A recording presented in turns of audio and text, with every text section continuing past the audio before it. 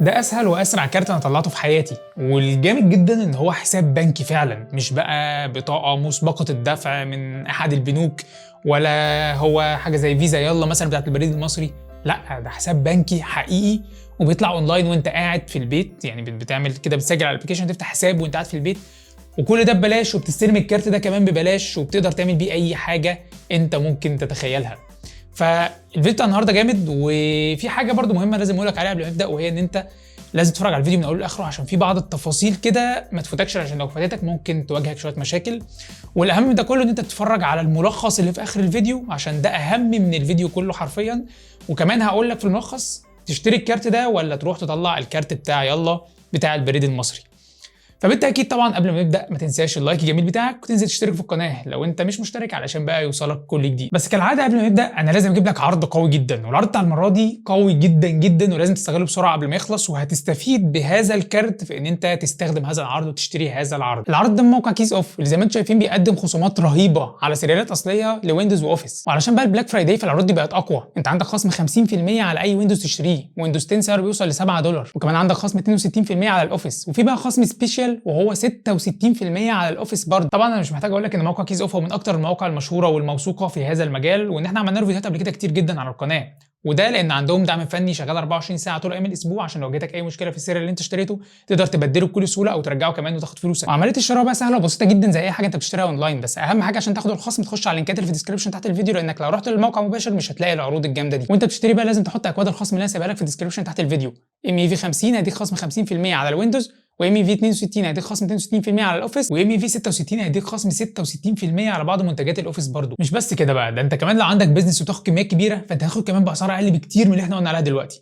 ادخل على موقع كيز اوف دلوقتي من اللينكات اللي في الديسكربشن تحت الفيديو علشان توفر اكتر وتحمي جهازك. ويلا بقى نتكلم عن الكارت اللي معانا النهارده، وهو من تيلدا. تيلدا ده يا جماعه هو عباره عن بنك الكتروني، وده يعتبر اول بنك الكتروني في مصر. بنك الكتروني يعني هو فعلا بنك وليه كل تفاصيل البنوك، ولكن مش بفروع وان انت لازم تروح وتمضي على اوراق كتير والكلام ده. الكارت ده انت بتطلعه بكل سهوله، والكارت ده بقى انت ممكن تعمل بيه اي حاجه انت تتخيلها، يعني بغض النظر عن شكله الجامد جدا اللي انتوا اكيد شايفينه دلوقتي. بصراحه تصميمه رهيب، والعلبه كده اللي بيجي فيها جامده جدا، وان انت اول ما تيجي تسحبها كده من الجنب بتلاقيها فتحت معاك، وموضوع بصراحه بريميوم قوي. بس الشكل مش كل حاجه، الكارت ده فعلا بيعمل اي حاجه انت ممكن تتخيلها. تشتري بيه من اي موقع على الانترنت، ممكن تشتري بيه من اي مكان لو انت في اي حته في العالم، تسحب بيه فلوس لو انت في مصر او بره مصر، لان هو اصلا من ماستر كارد. قبل ما نروح بقى لبقيه التفاصيل والابلكيشن والخدمات والعيوب والمقارنات والحاجات دي، تعال اقول لك الكارت ده ازاي بتطلعه، لان الموضوع كده فيه تريكايه. بص، انت بتخش على الابلكيشن عادي جدا، بتسجل عليه زيه زي اي ابلكيشن في الدنيا، وبتقول ان انت عايز الكارت بتاع تيلدا، فبتلاقي قدامك رقم انتظار طويل، يعني تلاقي قدامك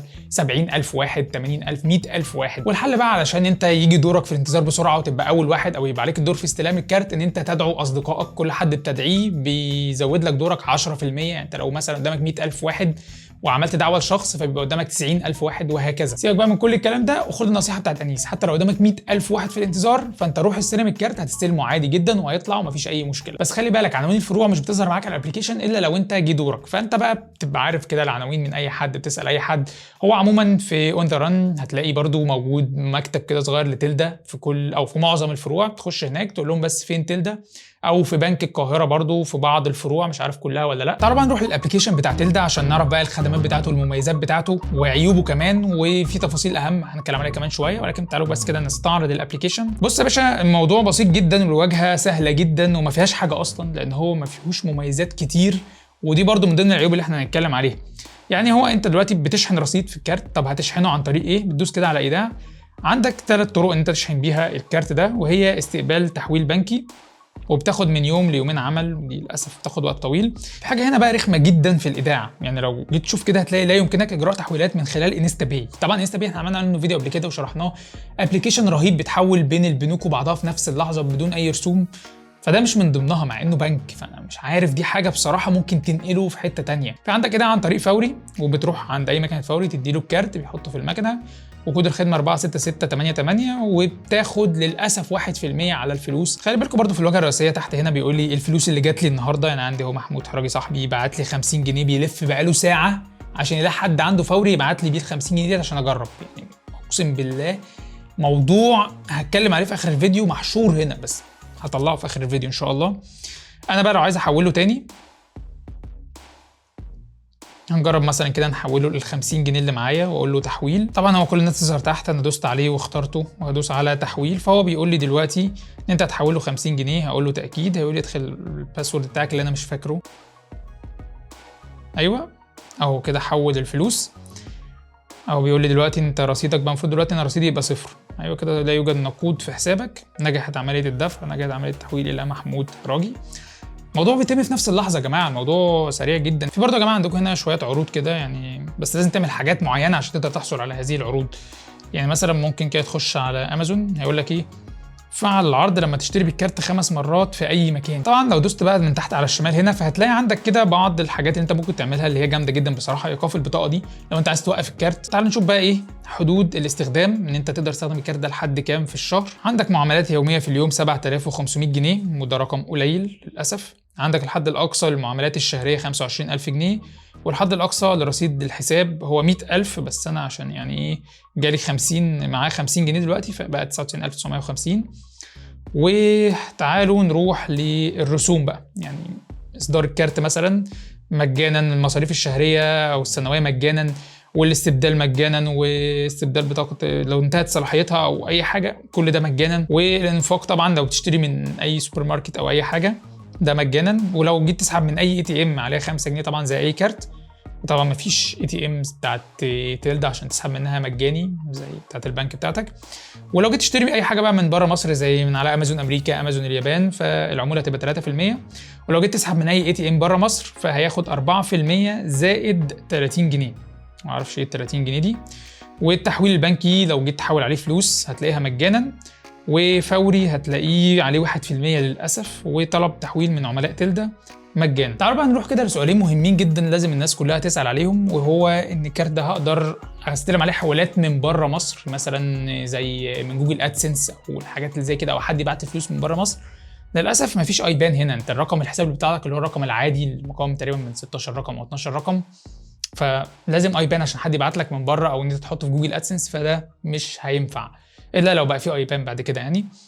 وتاني حاجه، هل الكارت ده هيشتغل على باي بال؟ للاسف برضو لا، لان ده ماستر كارد مش فيزا، واحنا عارفين مشاكل الماستر كارد مع باي بال، وباي بال افضل ان انت تبقى فيزا. تعالوا بقى نروح للملخص بتاع الفيديو، ورأيي في الكارت ده وتشتريه ولا ما تشتريهوش، وايه افضل بدايل ليه. بص بكل صراحه الكارت ده جامد جدا في كل حاجه، ان انت بتقدر تطلعه اونلاين للناس بقى اللي ما عندهاش اصلا حسابات بنكيه ولسه عايزه بتتعامل بالفلوس الورقيه وعايزه تتعامل كل حاجه الكترونيه بعد كده. فالموضوع سهل، يخش على الابلكيشن يفتح الحساب، يروح اون ذا ران او يروح بنك القاهره ويطلعه في دقيقه واحده. موضوع سهل وبسيط جدا بدل تعقيدات البنوك وبيقعد مستني دوره. ولكن هيواجهك مشكلتين، ودول بصراحه انا مش عارف يعني، اتمنى ان هم يتضافوا. يعني انا اعتقد دي حاجات سهله ممكن تعمل الفتره الجايه. اول مشكله وهي ان انت مش بتعرف تدفع فواتير من عليه. تاني حاجه بقى، ودي بصراحه ارخم مشكله، ودي يعني حاجه محشوره يعني انا هموت واطلعها من اول الفيديو حرقه دمي، موضوع ان انا ازاي اشحن فلوس في الكارت ده. يا جماعه الموضوع صعب قوي. يعني انا عايز اعرف ليه الموضوع يعني بياخد الوقت والمجهود ده كله علشان اشحن فلوس. ليه ما يتمش التعامل مع احد البنوك ان انا مثلا اعمل ايداع عن طريق ATM او اعمل ايداع من جوه الفرع؟ يعني انا بصيت دلوقتي على الابلكيشن وما لقيتش ان انا اقدر اعمل ايداع من جوه الفرع ولا اي حاجه. فالموضوع لازم عن طريق فوري او تحويل من حساب بنكي تاني. فلو عندي حساب بنكي تاني فانا هستخدم ده ليه؟ ما انا هستخدم حساب البنكي، مش هروح اطلع كارت تيلدا اصلا. اذا معظم اللي هيطلعوا الكارت ده اصلا ما عندهمش حساب بنكي عشان يشحنوا من خلاله.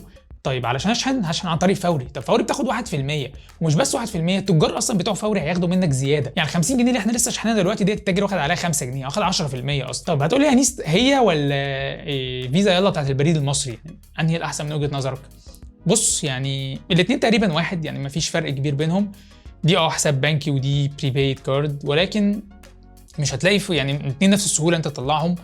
بس يلا اسهل بكتير قوي في عمليات الشحن ان انت تشحنها، ليها طرق كتير جدا. لو دوسنا كده على شحن رصيد في الفيزا بتاعت يلا، فهلاقي ان انا ممكن بقى اشحن البطاقه البنكيه وبطاقه البريد وايداع من ATM ومن محفظه الكترونيه وتحويل بنكي، دي بقى اللي موجوده في ايه في تيلدا، وايداع عن طريق الفروع واطلب فلوس من حساب اخر. وكمان في حاجه برضو جامده وهي الفواتير. بص انت ممكن تدفع فواتير حاجات قد ايه، واخد بالك؟ يعني الموضوع هنا بقى ايه، فواتير انترنت وشحن رصيد والعاب وتبرعات وجامعات ونوادي ومرور ونقابات كل حاجه موجوده. وما تنساش ان فيزا يلا ليها ايبان تقدر تحول عليها من بره مصر او تربطها بجوجل ادسنس، وكمان تقدر تربطها بباي بال، فدي برضو ميزه قويه جدا في يلا.